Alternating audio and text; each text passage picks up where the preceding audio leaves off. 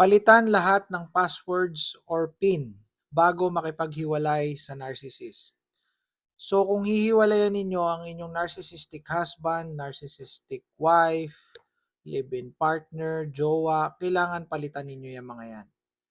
Lalo na kung yan ay kapirahan. Online banking, ATM, palitan nyo yan. Another one, yung social media ninyo.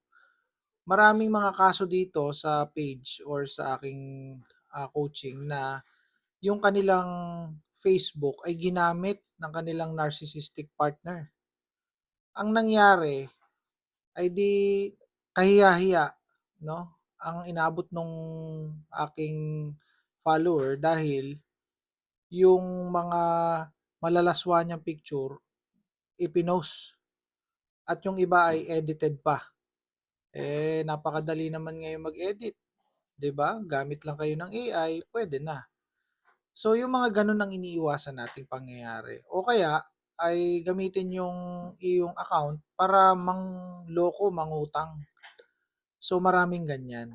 Akala ng mga tao, ikaw yun. Hindi naman pala ikaw yun. Yun yung sample. Kaya dapat palitan ninyo yan. Mga passwords na yan, social media, etc. etc.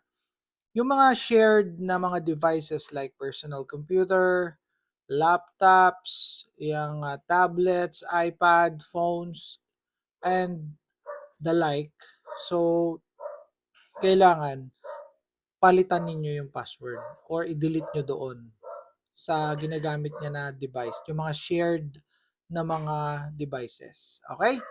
So, yan ay safety and security. Huwag na huwag nyong kalilimutan yan. Even yung sa mga CCTV camera, isama nyo na din kung high-touch yung inyong sasakyan, no? May mga voice control, may mga ganun no?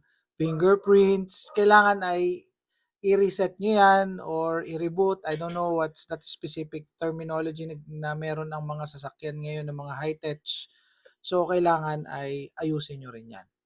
Okay? So, anything, you need to remove those things. You need to change, you need to delete those things. Okay?